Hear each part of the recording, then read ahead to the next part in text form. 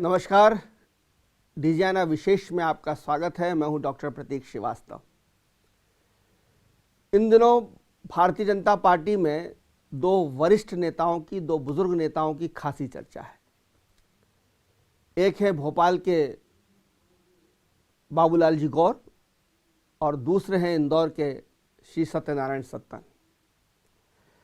बाबूलाल गौर मध्य प्रदेश के मुख्यमंत्री रहे हैं, नेता प्रतिपक्ष रहे हैं, 10 बार विधायक रहे हैं, मगर उनके बगावती सुर सामने आ गए हैं। उन्होंने कहा है कि दिग्विजय सिंह ने उन्हें भोपाल लोकसभा चुनाव लड़ने का ऑफर दिया है कांग्रेस पार्टी की तरफ से और वे इस पर विचार कर रहे हैं। वहीं दूसरी तरफ इंदौर के राष्ट्र कवि सत्यनारायण सत्तन वरिष्ठतम भाजपा नेता हैं, जनसंघ के ज़माने से पार्टी के लिए सक्रिय हैं, संघ के कार्यकर्ता हैं, विधायक रहे हैं, अनेक पदों पर रहे हैं और अपनी मुखरता के लिए, अपनी सत्यता के लिए जाने जाते हैं। वे भी कह रहे हैं कि इस बार का लोकसभा चुनाव वे लड़ेंगे, ज़रूरत पड़ी तो निर्दलीय लड़ेंगे। अब सवाल ये है कि भाजपा के इतने वरिष्ठ नेता, इतने अनुशासित नेता जो जीवन भर पार्टी की लाइन में काम करते रहे, पार्टी के कायदे कानून के अनुसार चलते रहे, वो इन दिनों बगावती तेवर क्यों अपनाए हुए हैं? क्या इसकी वजह यह मानी जाए कि पार्टी इन दिनों अपने उम्रदराज अनुभवी नेताओं की उपेक्षा कर रही है? सरताज सिंह का उदाहरण हमारे सामने है, वे पार्टी छोड़कर चले गए। और रामकृष्ण कुशवारिया का उदाहरण हमारे सामने, उन्होंने एक नहीं दो सीटों पर भारतीय जनता पार्टी को हरवाया बागी लड़कर। तो ये सब बगावती सुरों के पीछे क्या कारण है? क्या पार्टी में कोई ऐसी सधा हुआ नेतृत्व, ऐसा जन स्वीकार्य नेतृत्व नहीं बचा जो नेताओं को समझा सके, या पार्टी व्यक्तिनिष्ठ होती जा रही है, सिद्धांत, आदर्श, मूल्य पीछे छूटते जा रहे हैं, इसलिए वो नेता जो कभी पार्टी के प्राण तत्व हुआ करते थे, इन दोनों बगावती सुर अपनाए हुए हैं? इसी विषय पर चर्चा करने के लिए मेरे साथ स्टूडियो में मौजूद हैं वरिष्ठ नेता सत्यनारायण सत्तन। आपका बहुत स्वागत है। सत्तन जी, आपका जो पूरा जीवन चक्र मैंने देखा है, वो पार्टी के लिए जीने का, पार्टी के लिए मरने का, पार्टी के लिए संघर्ष करने का रहा है। एक कार्यकर्ता से लेकर वरिष्ठ नेता तक का सफर आपने बहुत गरिमा के साथ पूरा किया है। उम्र के संध्या काल में आपके स्वरों में कहीं ना कहीं बगावत है। आप कह रहे हैं कि मैं चुनाव लड़ूंगा अगर सुमित्रा महाजन नवी बार चुनाव लड़ती हैं तो। क्या वजह है इस नाराजगी की? ये संघर्ष पार्टी के लिए है, अपने लिए नहीं है। अपने लिए संघर्ष होता है तो उस समय जब कि हम हारने के लिए लड़ाए जाते थे, उसके बाद भी टिकट की याचना करता मैं, लेकिन उसके बाद कभी मैंने टिकट की याचना नहीं किया। पार्टी के सामने कोई प्रार्थना पत्र पेश नहीं किया कि मुझे चुनाव लड़ाया जाए, या मैं विधानसभा में जाने का इच्छुक हूँ या लोकसभा में जाने का इच्छुक हूँ। पार्टी के लिए संघर्ष करने का अवसर अगर मिलता, जैसे 70 साल से ऊपर के लोगों को कार्य की अक्षमता से घोषित करते हुए पार्टी के क्रियाकलापों से पृथक किया गया, मैं तो उसके पहले से ये उदासीन भावना लेकर के बैठा था कि ये 70 साल के लोगों को अनुभव का लाभ लेने के बजाय उन्हें एक तरफ ढेर के किनारे पर लगा दिया गया। मैं जो संघर्ष मैं कर रहा हूँ वो पार्टी के लिए ही कर रहा हूँ, अपने लिए संघर्ष नहीं है। मेरे मन में कोई किसी प्रकार का लगाव नहीं है, कोई भावना नहीं है कि मैं ये करूँ। भारतीय जनता पार्टी के कार्यकर्ता का उपयोग भारतीय जनता पार्टी के द्वारा जो कहा जाता है वो किया जाता है, ऐसा अटल बिहारी वाजपेयी की घोषणा थी और उस घोषणा को उन्होंने अपने जीवन काल में पूर्णतः सच्चे स्वरूप में जिया। जो कहते हैं वो करते हैं, जो कहते हैं वो करते हैं। ये पार्टी में जब से नए अध्यक्ष महोदय आए हैं तब से कहते क्या है करते क्या है। नए अध्यक्ष मतलब मध्य प्रदेश की बात कर रहे हैं आप? मध्य प्रदेश की बात नहीं कर रहा, मैं तो देश की बात कर रहा हूँ। संसद का संबंध सीधे देश से। अमित शाह जी जब से आए, उन्होंने आकर के बुजुर्गों को किनार लगाया, 70 साल वाली व्यवस्था की, फिर पलट गए कि हमने ऐसी कोई व्यवस्था ही नहीं की। अगर ऐसी व्यवस्था नहीं की तो कुसुम मेहंदेले, बाबूलाल गौर और सरताज सिंह को हटाने का क्या कारण था? क्या रामकृष्ण कुसमारिया। रामकृष्ण कुसमारिया, इनको हटाने का क्या कारण था? क्या वैयक्तिक विद्वेष से हटाया गया या श्रेय प्रेय की राजनीति के माध्यम से हटाया गया? जो लोग जय जयकार करते हैं, चाटुकारिता करते हैं या यश के अलावा नो बोलना नहीं जानते, वो प्रजातंत्र को नहीं जीते, वो केवल चाटुकारिता को जीते। भारतीय जनता पार्टी के कार्यकर्ता के साथ विश्वासघात हुआ। बाहर से आने वाले लोगों को जो आपकी रीति नीति गतिविधि को नहीं जानते, बाहर से आने वाले कौन?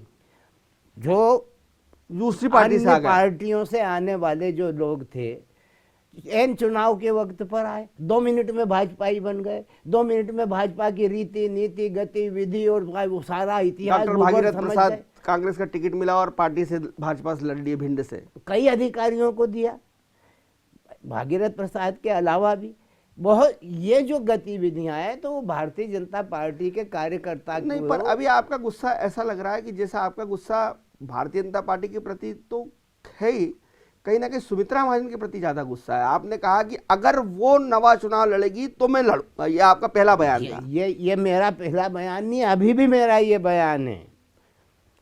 एक तरफ तो नई पीढ़ी को प्रोत्साहन देने की बात करती है भारतीय जनता पार्टी, दूसरी तरफ भारतीय जनता पार्टी के पास प्रतिभाओं की कमी नहीं है। भारतीय जनता पार्टी के पास यदि प्रतिभाओं की कमी होती तो ये दिन जो आज इन्हें प्राप्त हैं प्राप्त नहीं हुए होते। जब भारतीय जनता पार्टी, और एक नियम है तुम्हारा, जिस नियम के अंतर्गत तुमने बाबूलाल गौर को हटाया है, जिस नियम के अंतर्गत उन अन्य लोगों को हटाया है, उस नियम के अंतर्गत सुमित्रा जी को भी हटाया जाना चाहिए। ये मेरा मुद्दा है। मेरा मुद्दा सुमित्रा जी से कोई मेरा विरोध है या मेरी कोई लड़ाई है या मुझसे मेरे उनके प्रति कोई विद्वेषात्मक भावना है, कदापि नहीं हो सकती। मैं तो पार्टी की रीति नीतियों पर सवाल खड़ा कर रहा हूं कि आप जो प्रिय है, श्रेय है, प्रेय है, उस तरीके की राजनीति कर रहे हैं। आप अपने कार्यकर्ताओं की साज संभाल नहीं करते। अगर आप उनकी साज संभाल करते तो ये दिन देखना नहीं पड़ता आपको। और आज खड़े होकर के आप ये जो कह रहे हैं, आपके पास प्रतिभाएं हैं, सुमित्रा जी को हटाते हैं आप, बाबूलाल को हटाया तो सुमित्रा जी को हटाना चाहिए आपने उसी नियम के परिप्रेक्ष्य में, लेकिन उनके लिए आप नियम बदलते हैं कि नहीं अब उम्र का कोई प्रश्न नहीं है, जो योग्य होगा उसे लड़ाया जाएगा। सुमित्रा जी कह रहे हैं कि जब तक शरीर चल रहा है, जब तक दिमाग चल रहा है, मानसिक शरीर और तो हमारा शारीरिक- भी चल रहा है, शरीर तो दिमाग हमारा भी चल रहा है। हम कोई अपाहिज हैं या अपंग हैं? देश के लिए काम करना, समाज के लिए काम करना, उसकी प्रतिबद्धता को लेकर के, पंचनिष्ठाएं लेकर के ही तो हम भारतीय जनता पार्टी के कार्यकर्ता बने हैं ना।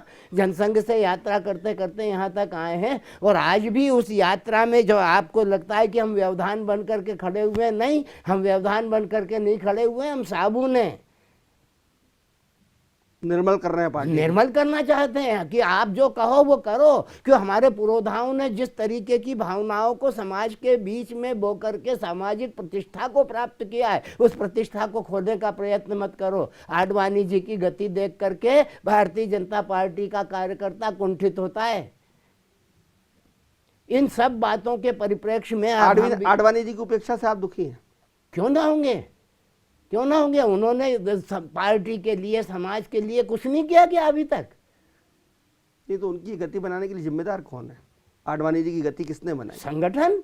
संगठन में बैठे हुए पुरोहित है लोग हैं। हमने तो आपके दूरदर्शन पर चलते हुए चित्रों के माध्यम से यह तक देखा है कि वो प्रणाम कर रहे हैं प्रधानमंत्री जी को, शाह साहब को, और वो देख ही नहीं रहे उनकी तरफ, जबकि वो वरिष्ठ है, वरेण्य है। उन्होंने संगठन के लिए अपने आप को खपाया है और खपा करके इस पीड़ा होती है आपको, ये दृश्य संदेह देखकर? होती है। उनके नेतृत्व में काम करने का सौभाग्य मिला है हमें, अटल जी के नेतृत्व में काम करने का सौभाग्य मिला है, और अटल जी और उनके आदेश पर ही तो हम इस राजनीतिक मैदान में आए, नहीं तो हमारा साहित्यिक जीवन क्या कम बैठता है क्या? पर आप सुमित्रा महाजन के चुनाव संचालक रहे हो, सबसे बुरे वक्त में चुनाव संचालक में रहे जब पार्टी के अंदर ही उनका बहुत विरोध था और बमुश्किल वो 11,000 वोट से चुनाव जीती। प्रतीक जी, कुल मिला अब आपकी नाराजगी ऐसी कि आप निर्दलीय तक लड़ने को तैयार हैं। प्रतीक जी, मैंने कहा कि सुमित्रा जी से मुझे कोई विद्वेष नहीं है। मैं संगठन की शुचिता में विश्वास करता हूँ। जिस शुचिता का नारा पंडित अटल बिहारी वाजपेयी ने दिया था, पारदर्शिता और शुचिता, उन्होंने कभी कमर के नीचे वार करने की राजनीति को स्वीकार नहीं किया, सदैव अस्वीकार किया। उस राजनीति के परिप्रेक्ष्य में आपने कर्नाटक में जो किया उससे भाजपा की छवि उज्जवल हुई क्या? अभी आप जो गोवा मणिपुर भी है। नहीं, गोवा मणिपुर बहुत छोटे छोटे स्थान है, लेकिन आप मध्य प्रदेश में जो कह रहे हैं, जो स्थितियां बता रहे हैं, वो क्या है? वो सत्ता के प्रति आग्रह, सत्ता के प्रति आग्रह नैतिकता पूर्वक प्राप्त करने के लिए बढ़ने वाला संगठन अगर कोई माना जाता था तो वो भारतीय जनता पार्टी माना जाता था। उस भारतीय जनता पार्टी के क्रियाकलापों में अगर इस तरीके का दूषितपन आता है तो लोग क्यों विश्वास करेंगे? एक तरफ जो है कि आप अभी उनसे मिले, तोगड़िया जी से मिले, प्रवीण तोगड़िया जी से। तोगड़िया जी ने मुझे बुलाया था। वो भी नई पार्टी बना रहे हैं क्या? तो उनकी तरफ से चुनाव लड़ेंगे आप, प्रवीण तोगड़िया? नहीं, मैंने उनसे ऐसा कोई वादा नहीं किया। मेरी उनकी सौजन्य भेंट थी। उन्होंने मुझे आमंत्रित किया कि आपसे मैं मिलना चाहता हूँ। मैं सौजन्यता पूर्वक उनसे मिला और मिल करके लौट आया। क्योंकि वो संघ के पुराने स्वयंसेवक हैं, वो मेरे संगठन के एक प्रकोष्ठ के सर्वे सर्वा रहे हैं और उन्होंने देश में रह करके काम किया है। एक समाज को एकत्रित करने के लिए वो कृत संकल्प रहे हैं और उनके साथ जो हुआ वो सौभाग्य थोड़ी है, दुर्भाग्य है। तोगड़िया जी के साथ जो हुआ, उनको जिस तरह से पार्टी से बाहर किया गया, संघ से बाहर किया गया, उसको आप गलत मानते हैं? बिल्कुल गलत मानते हैं। आप उनको सम्मान पूर्वक हटा सकते थे। ये कह सकते थे कि आपको किसी दूसरे स्थान पर बिठा रहे हैं इसलिए आप लौटाइए, अभी फिलहाल हम इन्हें बिठा रहे हैं। आपको सम्मानजनक बाबूलाल गौर और सरताज सिंह को जिस तरीके से निकाला गया पार्टी से, जिस तरीके से बाबूलाल गौर को तो नहीं निकाला गया, सरताज सिंह को भी नहीं निकाला गया। उन्हें टिकट जब नहीं दिया गया और वो माने जो जब चुनाव लड़ लिए सरताज सिंह, तब निकालना पड़ा पार्टी से। नहीं, पार्टी से नहीं निकाला, पद से जिस तरीके से निकाला गया, हाँ जी, वो कोई सम्मानजनक था क्या तरीका? उनसे कह देते कि आप अपनी तरफ से इस्तीफा पेश कर दो, तब तो तुमने उम्र की और राजी नहीं थे ना दोनों। इस उम्र में पद का मोह है। नहीं, उम्र में पद का मोह नहीं है, यह संघर्ष करने की वृत्ति है। पद का मोह है तो सुमित्रा जी के पास क्या? फिर वो भी कह रही है कि मैंने कभी नहीं कहा कि ये मेरा आखिरी चुनाव है। पिछले 2014 में ये मान लो कि उन्होंने कभी नहीं कहा कि ये मेरा आखिरी चुनाव है। मैं तो उस पीड़ा को जानता हूं, मैं तो चुनाव संचालक रहा हूं उनका। मैं चुनाव संचालक रहा हूं और मैंने जिन लोगों के विरोध के चलते हुए उस चुनाव को मैंने लड़ा, मैं आज यही कहता हूं कि भारतीय जनता पार्टी के पास प्रतिभाओं की कमी नहीं है, सुमित्रा जी इसी योग्य नहीं है, तुम्हारे फार्मूले में फिट नहीं है, तो भारतीय जनता पार्टी में कैलाश विजयवर्गीय को तो चुनाव लड़ाया जा सकता है, वो भी प्रदेश और देश का नेता की हैसियत से अपना स्थान बनाए हुए। मैं आप मतलब इंदौर से आप चाहते हैं कि कैलाश विजयवर्गीय को चुनाव लड़ाया जाए? हाँ, मैं कहता हूँ ना, कैलाश को नहीं लड़ाना चाहते, कैलाश पसंद नहीं है तो आजकल तुम्हें रमेश पसंद आ रहा है तो रमेश को चुनाव लड़ा दो। प्रदेश में सर्वाधिक वोट प्राप्त करता है। अगर पुरुषों में से चुनाव लड़ाना है तो आपके पास कैलाश विजयवर्गीय हैं, आपके पास रमेश मेंदोला हैं। अगर महिलाओं में चुनाव लड़ाना आप चाहते हो तो मैं आपसे कहता हूं कि मालिनी गौड़ हैं आपके पास, जो विश्व में अपना कीर्तिमान ठोक के इंदौर को एक नंबर बनाने में कामयाब हुई हैं। और इसके अलावा अगर और भी उनसे भी कोई गुरेज हो तो जिस लड़की को अभी 3 नंबर से हटा करके आपने महू की तरफ फेंक दिया था और वो 15 दिन में वहां से फतेह करके लौट आई, वो उसे भी, उषा ठाकुर को भी चुनाव लड़ाया जा सकता है। अगर ये 4 जो नाम आपने सुझाए, कैलाश विजयवर्गीय, रमेश मेंदोला, मालिनी गौड़, उषा ठाकुर, इनमें से कोई अगर 4 ये भारतीय जनता पार्टी के उम्मीदवार हुए तो फिर आप निर्दलीय नहीं लड़ेंगे? क्यों लड़ूंगा मैं पार्टी के उन्नयन की मंगल कामना लेकर के चलने वाला एक अदना सा कार्यकर्ता हूँ। मैं कार्यकर्ताओं का अपमान सहन नहीं कर सकता। कार्यकर्ताओं के प्रति जो भावना को लेकर के आज का नेता चलता है, उसने वो भावना मुझे स्वीकार नहीं है। रीति नीतियों में गलतियां आप करोगे तो इन 4 के अलावा अगर सुमित्रा जी पर ही दाव खेला गया तो फिर आपका निर्दलीय लड़ने का पक्का इरादा है? निस्संदेह। चलिए, जैसा दिग्विजय सिंह ने ऑफर दिया बाबूलाल जी गौर को, वैसा कांग्रेस में आपको ऑफर दे तो आप कांग्रेस पार्टी से चुनाव लड़ना पसंद करेंगे या निर्दलीय? विचार करूंगा जैसा बाबूलाल गौर ने कहा। आप भी विचार करेंगे? हाँ, मगर मैं पार्टी नहीं छोड़ूंगा। फिर कांग्रेस से कैसे लड़ेंगे आप? पार्टी मैं कांग्रेस से क्यों लड़ूंगा? कांग्रेस अगर चाहती है कि उसके पास वो है तो मुझे समर्थन दे। मैं भारतीय जनता पार्टी का कार्यकर्ता हूं और मरते दम तक कार्य करता रहूंगा। सत्य बोलना मेरा धर्म है, उसे बोलने से कभी चूकूंगा नहीं। और अगर ऐसी परिस्थिति बनी भी तो मैं अटल बिहारी वाजपेयी की तस्वीर लगा करके स्वतंत्र कैंडिडेट की हैसियत से चुनाव लड़ूंगा। नहीं तो आप स्वतंत्र चुनाव जब लड़ लेंगे, पार्टी के बागी प्रत्याशी के पास चुनाव लड़ लेंगे, तो पार्टी तो आपको निकाल देगी। निकाल दे। वैसे ही कौन हम पार्टी हमारे को उस तरीके से स्वीकार कर रही है, तो पृथक ही कर रखा है। हम तो तभी से पार्टी आपकी पूछ परख नहीं करती। नहीं, पूछ परख से कोई मतलब नहीं। पार्टी में सब कार्यकर्ता होते हैं, जो जिस योग्य होता है उसे उस तरीके का काम सौंपा जाता है। आप पूरे प्रदेश में भाषण देते थे, पिछले विधानसभा चुनाव में आपने कहीं भाषण देने नहीं गया, आपको कहीं उपयोग नहीं हुआ आपका। नहीं तो वो 70 साल का फार्मूला था ना। प्रचार करने के लिए थोड़ी फार्मूला है, चुनाव लड़ने के लिए फार्मूला है वो। नहीं, सक्रिय कार्यवाही में हिस्सा नहीं लेगा, ठीक है। और नहीं बुलाया तो पार्टी कोई नुकसान हुआ, हम तो क्षुब्ध हैं। सरकार आनी चाहिए थी, आना चाहिए, रह गई। आना चाहिए, बिल्कुल आना चाहिए। आज जिस तरीके के परिदृश्य देश में दिखाई पड़ रहे हैं, वो किस बात की सूचना दे रहे हैं? आपका भारतीय जनता पार्टी के कार्यकर्ता के मौन हो जाने का परिणाम सामने आया। शिवराज ठीक काम कर रहे थे, आप उनके गतिविधियों को लेकर आपको कोई असंतोष नहीं था? शिवराज जी ने बहुत अच्छा काम किया है और लोग उनसे संतुष्ट हैं। पराजय के पश्चात भी लोग उनके लिए शुभकामनाएं रखते हैं और ये चाहते हैं कि शिवराज सरीका नेता जो है वो जो दीनों के संदर्भ में सोचता है, समाज के अन्य लोगों के बारे में सोचता है, जिसके अंतर्गत भावनात्मक और राजनीतिक विचारधारा के अलावा भावनात्मक रूप से भी वो लोगों को एकत्रित करने में कामयाब होता है, ऐसे आदमी की जरूरत है। लेकिन शिवराज ने गलतियां करी,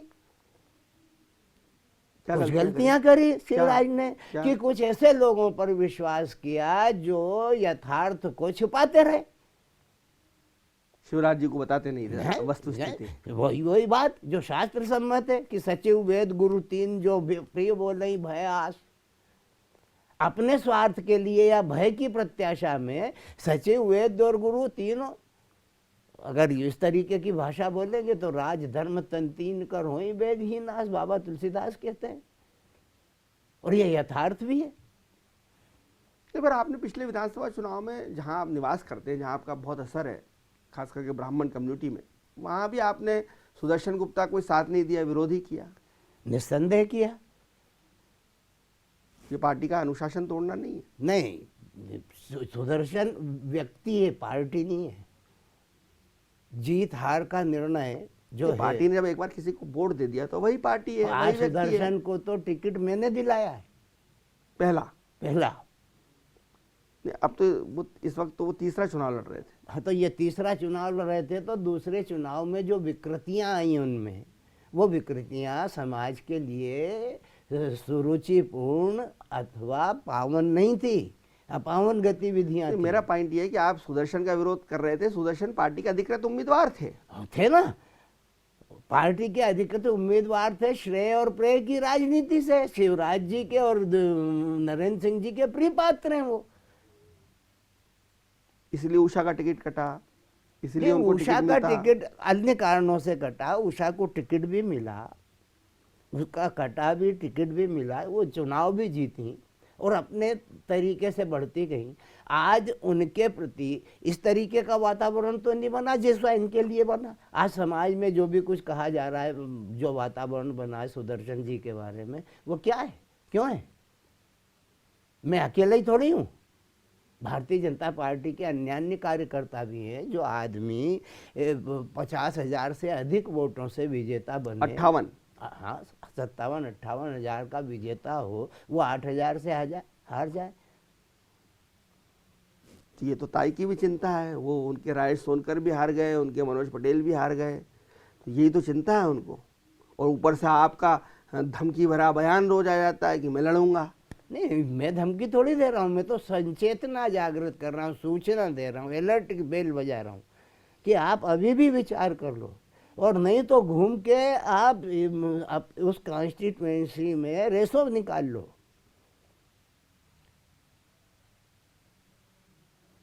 पर आपको नहीं लगता कि एक बार 8 बार की इतनी बड़ी कैंडिडेट, पूरे क्षेत्र में उनको जानते हैं, स्पीकर, देश की चौथे नंबर की बड़ी पद पर हैं वो, सम्मानीय है वो, और निस्संदेह ये सम्मान। इतने कद्दावर के खिलाफ आप लड़ने जाएंगे, आपकी क्या हैसियत है? आप सामान्य कार्यकर्ता हैं। कोई नहीं, सूर्य नारायण के पश्चिम में डूब जाने के पश्चात नन्हा सा दीपक प्रणाम करके कहता है कि भगवान आप अस्ताचलगामी हो रहे हैं, मैं आपकी सेवा में तत्पर हूँ। रात्रि भर जब तक आप लौट करके पुनः नहीं आते, मैं अपनी शक्ति भर इस प्रकाश को फैलाने का संकल्प लेकर के खड़ा हूँ। मैं जनता जनार्दन के सामने जनसंघ के उस दीप की तरह हूँ जो जलते जलते सूर्य की तरह हुआ और सूर्य की तरह होकर के कमल को खिलाने में कामयाब हुआ।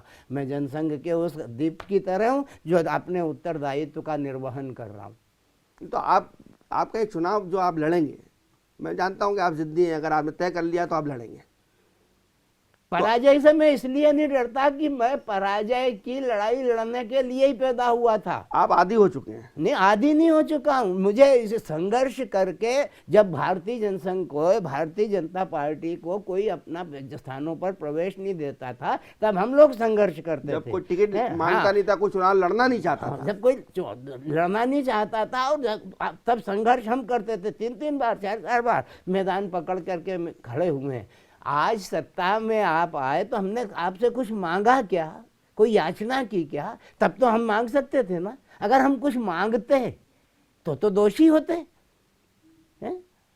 आज हम जब आपके दोषों को गिना करके उसे सुधारने का उपक्रम कर रहे हैं, तो आप उसे स्वीकार करने के बजाय जिद पर अड़े हुए, केवल इसलिए कि वो महनी है। 8 बार चुनाव जीते हैं तो 10 बार चुनाव तो बाबूलाल गौर भी जीते हैं, उनको क्यों नहीं दिया टिकट आपने?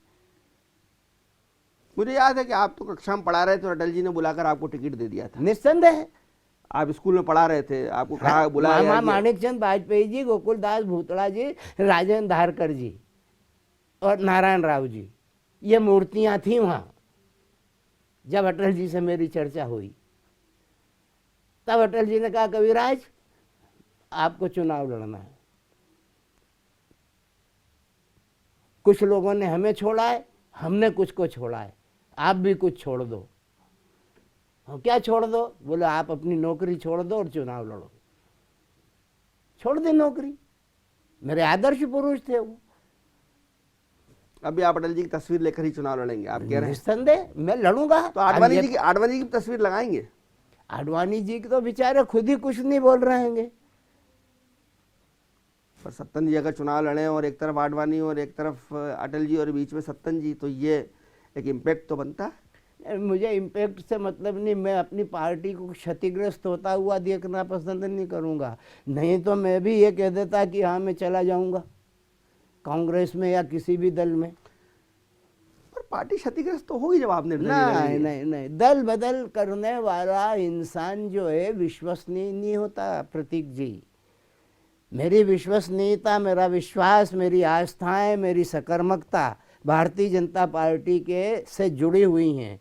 मैं उनकी कतिपय भूलों की ओर इशारा करता हूं, क्योंकि ये मेरा दायित्व बनता है एक कार्यकर्ता की हैसियत से।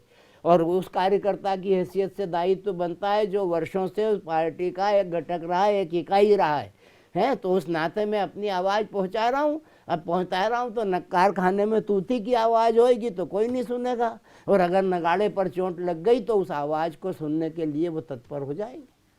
आपको नहीं लगता कि बाबूलाल गौर ब्लैकमेल की राजनीति करते हैं? पहले भी उन्होंने खूब सारा बातें की और दिग्विजय सिंह से मिले, उससे मिले, फलाना आ गया, ठिकाना, आरिफ अकील उनके वहाँ आ गए, ये आ गए, और ऐसे तैसे ब्लैकमेल करके उन्होंने अपनी बहू का टिकट हथिया लिया। और अब फिर वो ब्लैकमेल पॉलिटिक्स कर रहे हैं कि मेरे को दिग्विजय सिंह ने ऑफर दिया है। बाबूलाल गौर के राजनीतिक जीवन की एक दीर्घकालीन अवधि है। उनके अपनी पार्टी के अलावा विरोधी पार्टी के लोगों से भी अच्छे संबंध हैं। राजनीति में का अर्थ विरोध करने का होता है तो वैचारिक विरोध का होता है, सामाजिक संबंधों का नहीं होता है। तो बाबूलाल जी गौर के जो सामाजिक संबंध हैं जो हैं उसके नाते दिग्विजय सिंह भी आते हैं, हम भी चले जाते हैं, हमारे भी कांग्रेसी मित्रों से संबंध है, संबंध है तो हम उनके यहाँ आते जाते हैं, वो हमारे यहाँ पर आते जाते हैं, उठते हैं, बैठते हैं, खाते हैं, पीते हैं, हंसते हैं, बात करते हैं। लेकिन जब वैचारिक मामला आता है तब हमारे उनके तखत अलग लग जाते हैं। अब उस नाते उनके बीच में अगर इस तरीके का कोई प्रस्ताव आया तो ब्लैकमेल करने की कोई ज़रूरत ही नहीं है। कैलाश जोशी जी ने अपने बेटे को टिकट दिलाने के लिए भी तो संघर्ष किया था कि नहीं किया था? ठीक, अगर वो अपनी बहू के लिए संघर्ष किया तो कोई बुरी बात थोड़ी है। उनका लड़का तो मंत्री भी बना, कैलाश जोशी का लड़का, सारंग जी का लड़का, ये तो मंत्री भी बन गए। हाँ, तो बाबूलाल गौर की बहू भी तो मेयर बन गई और हमें तो गौरव है कि हमारे शहर की बेटी है, वो हमारे शहर की बेटी है और हमारे शहर की बेटी है और वो भोपाल में जाकर के अगर किसी तरीके से यशस्विनी होती है तो इस शहर का गौरव है। मतलब ये मतलब हो गया कि पार्टी के जो वरिष्ठ नेता हैं ये खुद के रिटायरमेंट का एक सेफ रिटायरमेंट पैकेज चाहते हैं कि हमारे बाद हमारे बहू को, हमारे बच्चे को ठीक कर दीजिए आप। ये वंशवाद आया है भारतीय जनता पार्टी में। आपने तो अपने किसी पुत्र को ऐसे सेट करवाना नहीं चाहा पार्टी में? आवश्यक नहीं समझता मैं। देश सेवा के लिए टिकट जरूरी नहीं होता, भावना के लिए पार्टी की सदस्यता जरूरी नहीं होती।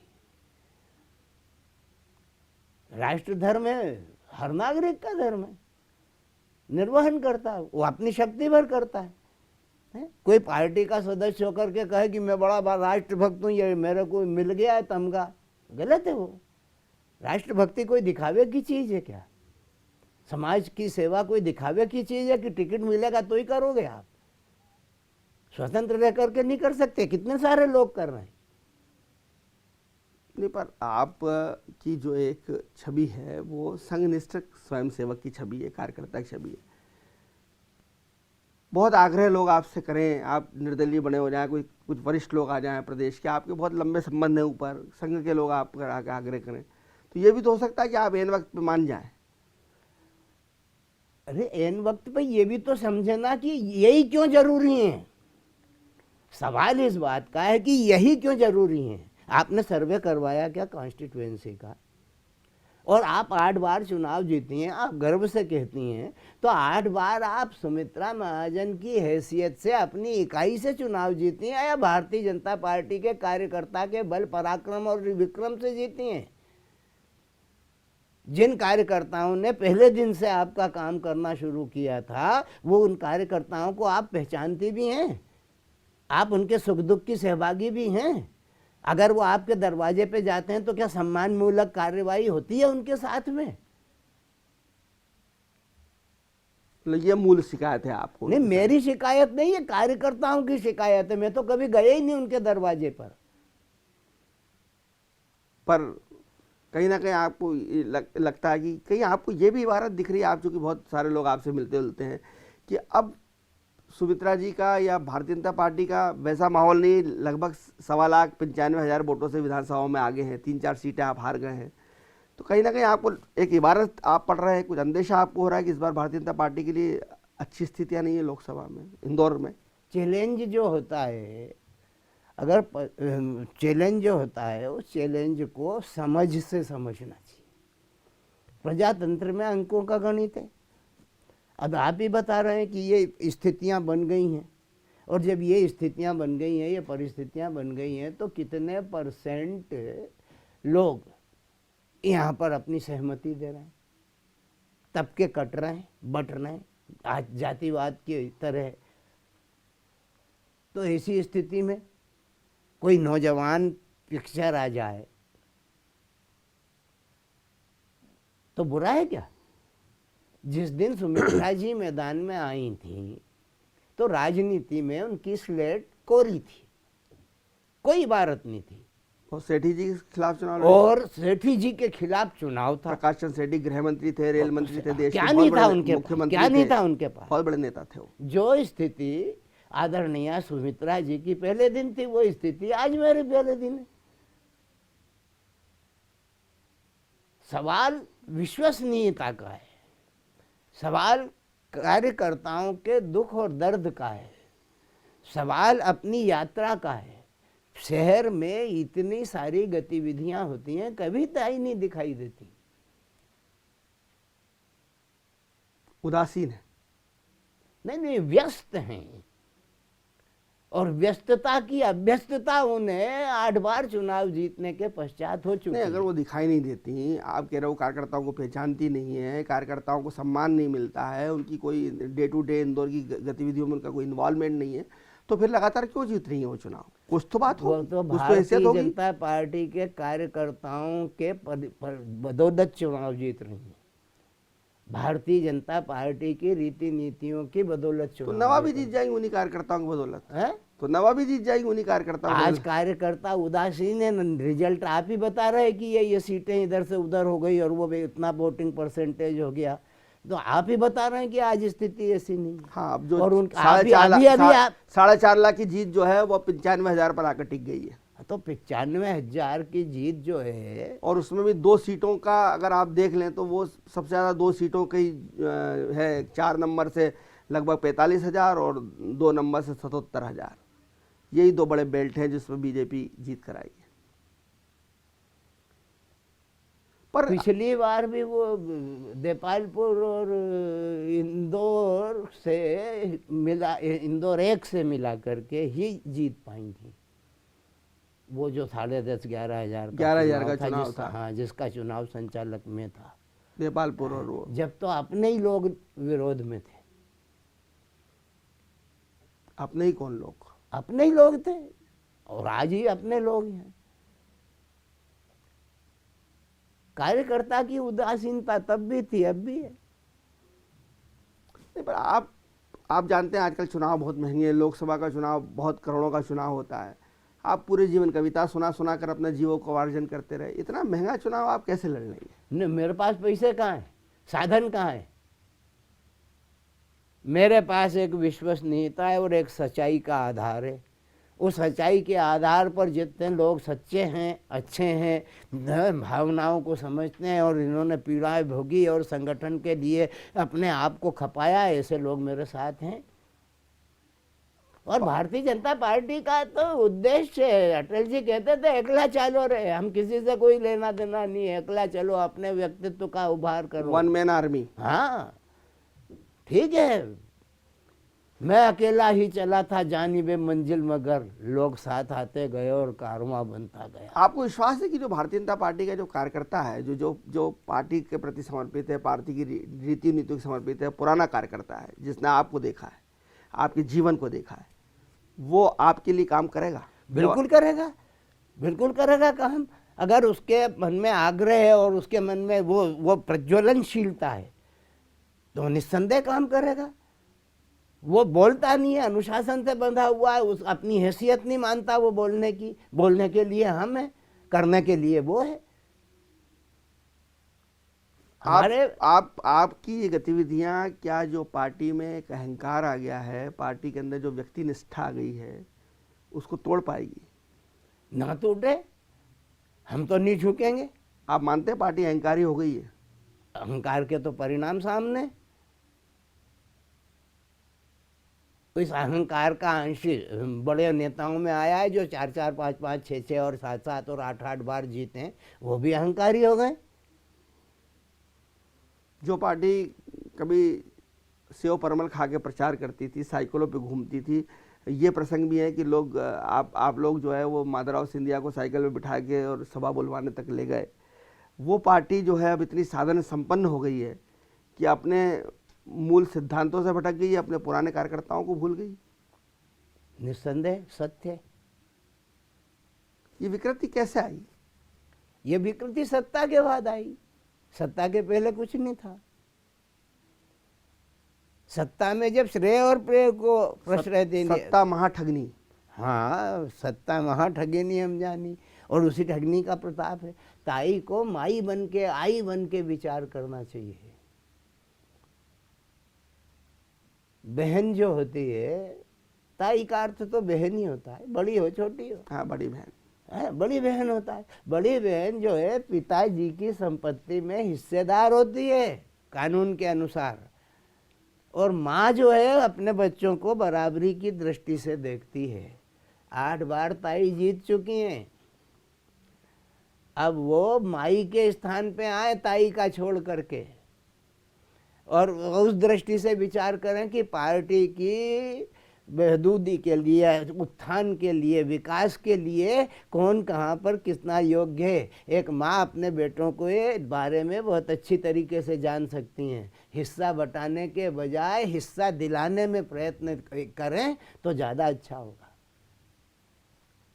पर आप ताई के खिलाफ तो बोलते हैं, लेकिन जो एक भ्रष्टाचार का वातावरण भारतीय जनता पार्टी की सरकारों के दौरान बना मध्य प्रदेश में, उसके खिलाफ कभी नहीं बोला आपने, जबकि भारतीय जनता पार्टी सुचिता की पार्टी मानी जाती थी। और आप लोगों का जो आपका जीवन है, गोकुलदास जी का जीवन है, कैलाश जोशी का जीवन है, वो तो बहुत ही सात्विक और ईमानदारी का जीवन है।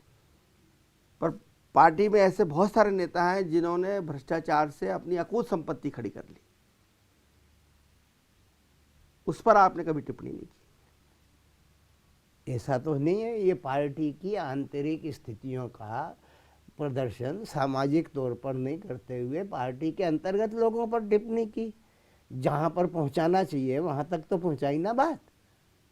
आप कहते रहे पार्टी का अंदरूनी फॉर्म पे उन तमाम फोरम के पदाधिकारियों को इससे अवगत कराया, कैलाश जी को अवगत कराया, नंदू भैया से बात करी। जो अध्यक्ष जो संगठन के जो सक्षम हैं, लेकिन वो खुद ही जब चाटुकारिता की राह में बहेंगे तो फिर हमारी बात का असर क्या है। संगठन के सक्षम पदाधिकारी चाटुकार हो गए, निस्संदेह हो गए।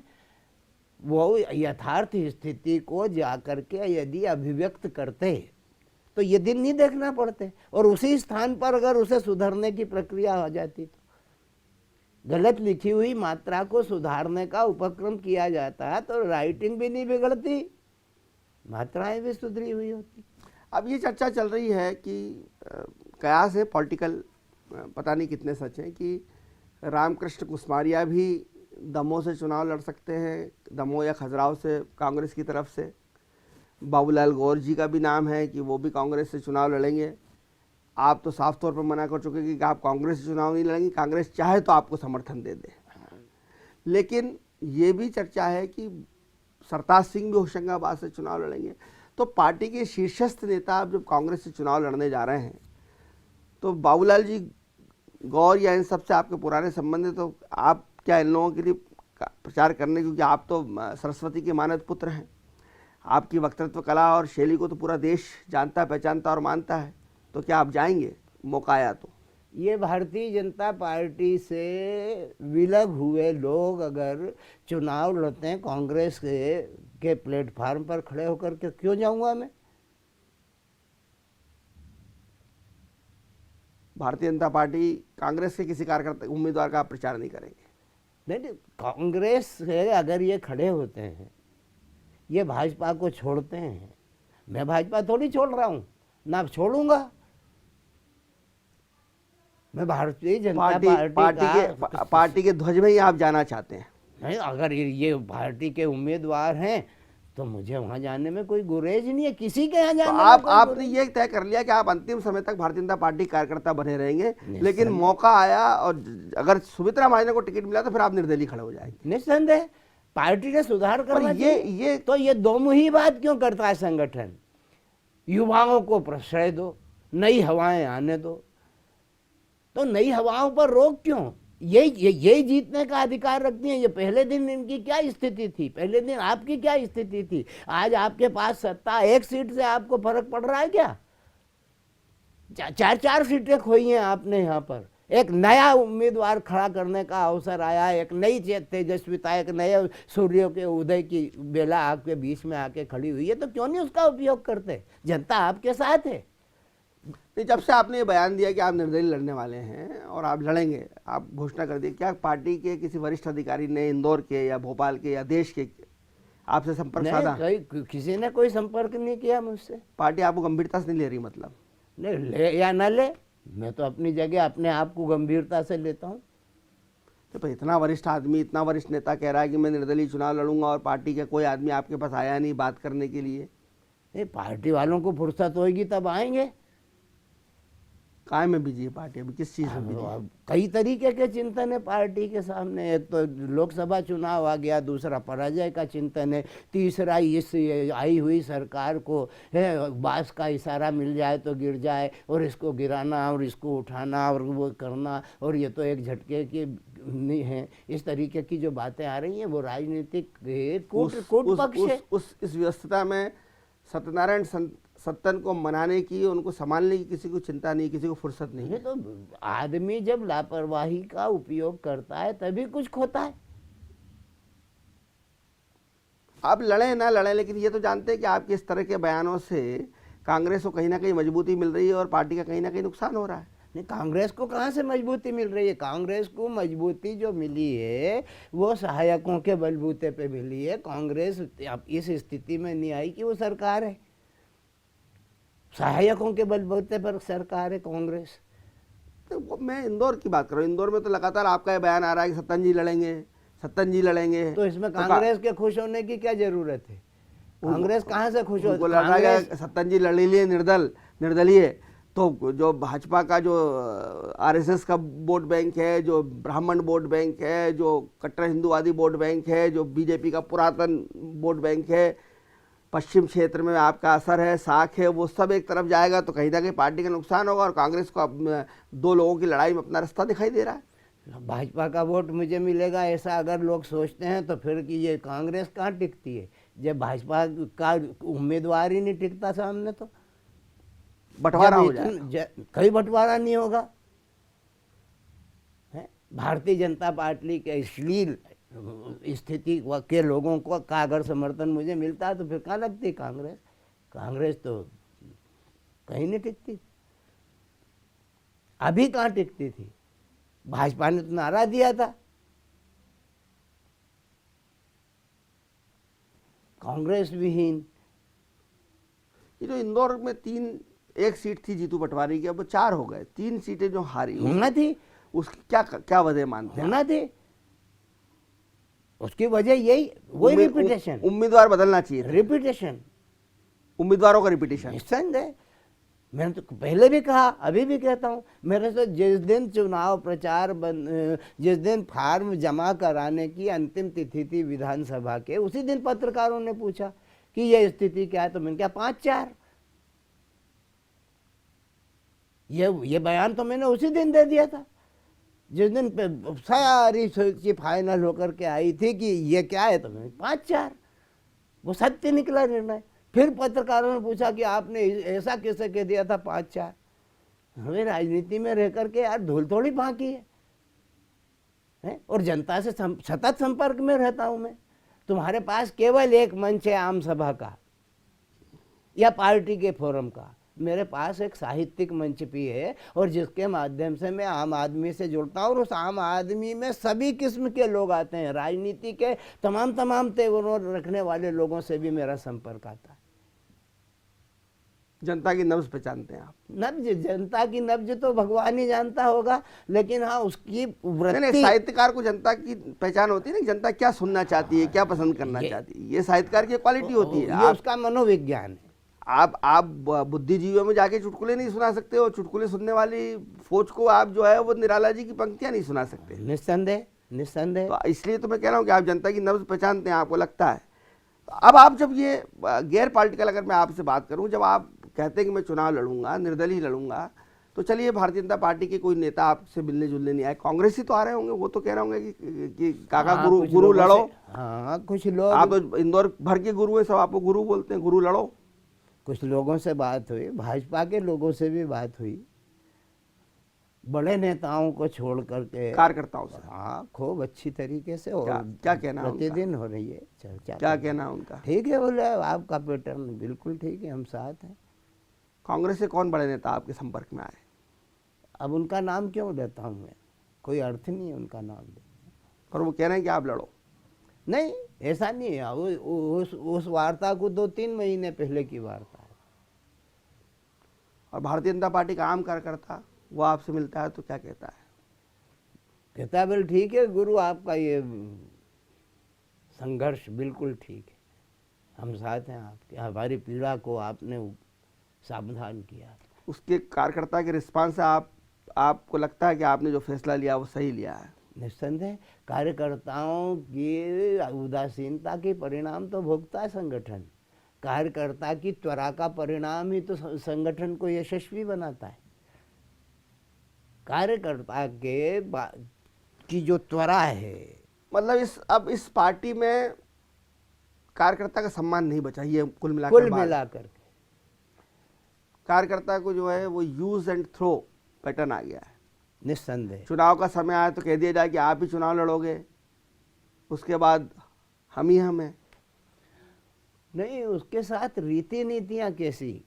एक जमाना था कि हमारे संगठन मंत्री जो हुआ करते थे वो आते थे, कार्यकर्ताओं से वैयक्तिक रूप से संपर्क स्थापित किया, घर भोजन करते थे, चाय पीते थे, हाँ, बैठते थे, चर्चा करते थे, सामूहिक बैठक लेते थे, वैयक्तिक समस्याओं का निराकरण करने के लिए अलग अलग लोगों को बिठा करके बात करते थे। अब आप ये क्या करके बचना चाहते होगे कि पार्टी बहुत बड़ी हो गई, ऐसा नहीं किया जा सकता, सारा का सारा काम मोबाइल हो गया, मतलब पैसा नहीं, मोबाइल से सूचनाएं देते थे। पहले आदमी जो है घरों घर जाके सूचना तो संगठन मंत्री ने आपसे, चावड़ा जी संगठन मंत्री ने आपसे कोई मुलाकात नहीं की अभी तक? चावड़ा जी की मुलाकात का कोई सवाल ही नहीं पैदा होता।